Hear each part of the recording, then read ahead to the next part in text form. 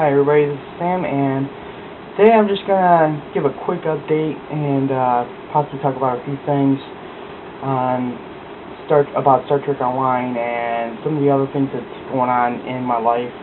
As you can tell, there's some crutches behind me, and I did injure my knee and about a couple months ago, and I had to stay off it for a little while. So I've been in game. I have been in game for a little bit and been doing things, especially getting dailies done.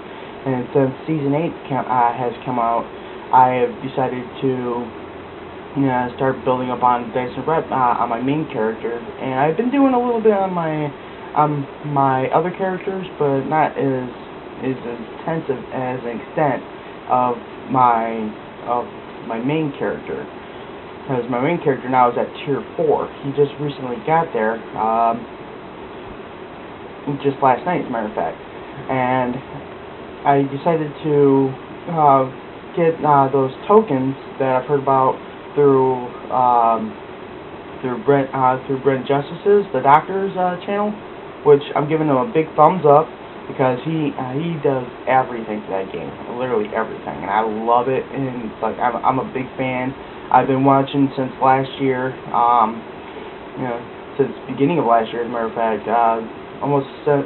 Probably since the beginning of free-to-play for Star Trek Online, and that actually inspired me not that long ago to actually start making videos of my own. So what I'm doing in this update is just talking about the possible 2014 4th year anniversary bonuses we could be getting. Maybe what the popper could be, something along the lines of maybe like a Tribble or something like that. I was also thinking maybe they would have something like another ship that you can get, like what they had in the 2nd year anniversary and what they had in the 3rd year anniversary. But luckily with the 3rd year anniversary, you can get 2 ships, which is really, really cool. I loved how they did that, and it's really, really neat. I love how they did that, and it's actually one of the best things I've ever seen them do. Is like give out 2 ships in one setting right there. So I'm going to have to definitely build up my ship slots, because you never know, you might end up getting 3 ships out of that. The possible ships that we could be getting, though, possibly maybe a retrofit styled maybe New Orleans class or something like that, which honestly I like New Orleans. It looks like a smaller version of the Galaxy. It looks really, really cool. I like it. And there's some other people out there that don't like it, but it's like it's only you fly ships that you would prefer. I like to fly. I mean, there's some people out there that like the Freedom, which the one they still design kind of looks like the Saladin from Star Trek the original series, and also Phase 2, which I'm giving them a big thumbs up as well because their graphics and everything is top notch, top notch. I also decided to get my account thing finally. I finally decided to get that. I'm going to get myself a new Fleetkin Heavy Raptor for Kuro, and I was thinking, because he's already level 50 now, I decided to play straight through him, but not record it because obviously my fleet definitely needs help with everything right now, because we're just getting up to Tier 1. That lithium mine is like we're falling way behind. So, and we don't have that many people in the fleet right now, considering that we're down to like maybe, I don't know, somewhere around like 11 people in the entire fleet, besides Klingon side fleet right now. So it's going to be kind of hard for us to flush things out, even though I'm the only one sitting usually on most of the time. So, but, and it's because we're still in the reformatting phase. We're still having to redo the entire fleet bank on that side to get it to where we would like it, because there are certain things on there that that basically fleet vice admirals and lower cannot have. Like the rewards tab, it's pretty much open to anybody, which is kind of weird. I've never seen it open like that. I managed to get inside there and move things around and whatnot, and especially some some like lock boxes I currently had on like my Romulan character. I put those extra lock boxes into my account bank, put them on my Klingon, put it on the Klingon fleet bank, which actually helps out a little bit. And I'm going to be buying more of those boxes from the I'm thinking the exchange will most likely be better to do that and put those on there. Also, I was going to help recruit new players into maybe the Federation side fleet at first. Then after a while, after the fleet bank's been flushed out and everything, we're gonna be doing more recruiting on the Klingon side. So if you're actually interested in joining either one of those fleets, you can go to the web address down below, theick.webs.com, go to the Contact Us tab, and write in all your information, including your in-game @handle, which will most definitely help out.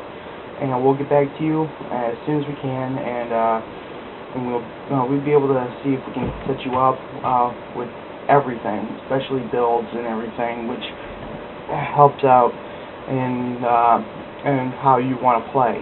We might get rid of the Mark 1 to Mark 8 tab because in the fleet bank, because we just hardly anybody uses it. It's kind of weird. I mean, it takes forever just to get the gear you want, and if you're not a high enough ranked member of the fleet, you can't get that much access to it, which is kind of bad. So what I was thinking was just, we can get rid of that entire tab right there, since no one actually uses it, no one actually puts anything in it, and we can just because you get gear as you level up anyway. So and you get some pretty good gear, as a matter of fact, especially on the Federation side, because most of the time, especially from the Spectre storyline, you can get the Phaser Beam Array Mark 11 blue, which is a rare quality. That thing is awesome. You can either get it with the crit D ×2 or the damage ×2, or you can get the retrofit Phaser Beam Array, which is the blue one, and you can put it on your other cruisers or your or maybe a few other kinds of ships as well. But I'd rather not go with the beams with a faster moving ship, because it's kind of hard. It's kind of hard to keep a good focused barrage going on that. Beams are more suited for cruisers. So, and that's what all I fly. I do have a few other ships in there, like a couple science ships and a tactical escort, which is the Rising Corvette, which I picked up from summer event, which is pretty good. It has a pretty good console on there, but I don't really feel they can pull off a very good Elite STF without the proper gear on it, and frankly, I just don't have that kind of gear for it. What I was thinking was for that was getting maybe Mark 12 plasma or Mark 12 Voth anti-proton, and my Nebula class retrofit is going to have the Dyson Sphere gear on there, all of it, including beams, the torpedo. It's already got the torpedo. It's already got the console. It's already got a couple proton Polaron beams on there and a turret. But I'm still working on getting the rest of the gear up. And it's gonna take me a while to get done with that. Sorry if I'm looking over to the side. I'm just keeping an eye on things outside my window. So I'm hoping that soon enough I'll have the right resources together to get the proper gear that I want, and I was hoping to, as soon as I'm done with getting the new computer and everything going, I'll be able to make new videos again, especially to flush out the rest of the Klingon story, which I'm only going up to maybe Temporal Ambassador or Wasteland story arc, because Return to Klingons featured episodes have been played way too much, and they've been covered way too many times, especially on the Klingon, Federation, and Romulan side already. So I figured, what's the sense of doing it again when somebody else already has that on there? So I figure I can put in a link in this video or one of the other videos, or the last video of the Klingon playthrough, to those videos over there. Maybe on the Dr. Brent Justice's channel, and hopefully we can get. Hopefully people will like this video and the new videos I'm going to be coming up with soon. Also, Season 9 will be coming out soon as well, and I'm kind of geeked up for that as well. Got me all happy for it. So now I'm actually debating what to get for this new character for my characters, along the lines of gear and whatnot. I mean, I'm already running Tetrion dual heavy cannons on my Klingon character, which actually is doing pretty well because of Mark 12. Mark 12 very rare, and the only thing I have on there that's not really all that strong is a Mark 11 very rare photon torpedoes.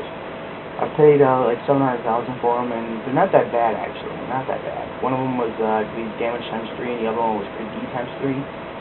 And they weren't that hard to get, oddly enough. So I'm happy that I got those, but since I hardly ever use, I don't get on my Klingon character all that much anymore. I'm really gonna have to get on him to get things taken care of on him, especially on the rep side, because I'm already getting up there pretty fast for my cutting beam. I already got the console on him, the assimilated console. I'm already getting close to tier 2 of Romulan reputation, which actually I'm going to use that power, the ability that I'm going to choose for it, to get an extra crit chance on there, which would honestly help me out immensely. Yukara, I'm at tier 4 on my Federation character, and I'm hoping that I can finish that up on him, so I can start building up on the rest of my characters. And Dyson, I'm on tier 4 on my Federation character, and I'm thinking I'm close to tier 3 on my Klingon and my Romulan characters. So that's not bad right there.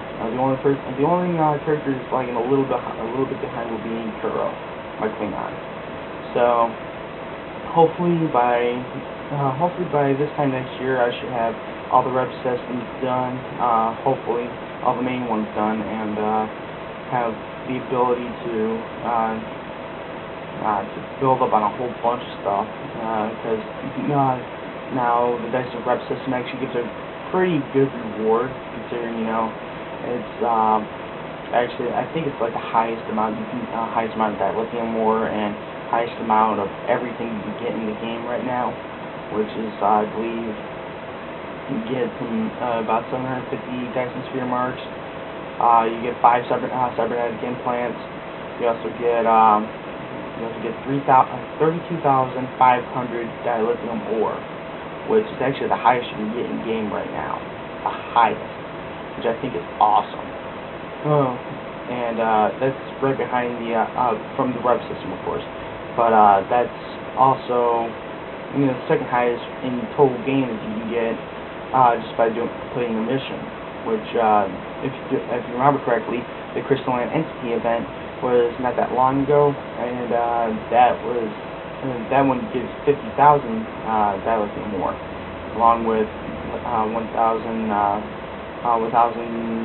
SPTs or something like that. I don't remember what all the stats were on that one, but I know they gave you 50,000 dilithium more, which is pretty neat, and that helped out immensely on some of my other characters, my other 2 characters. Of course, I am free to play, so I only have 3 character slots, so I'm kind of stuck with that. So yeah, this is just a little channel update, and just to let you know that hey, I'm still around. I'm still doing what I'm doing. I'm still playing Stowe, and hopefully everybody stay safe out there in the holiday season, especially during New Year's. And I'll be seeing you all in game, and have fun playing Stowe.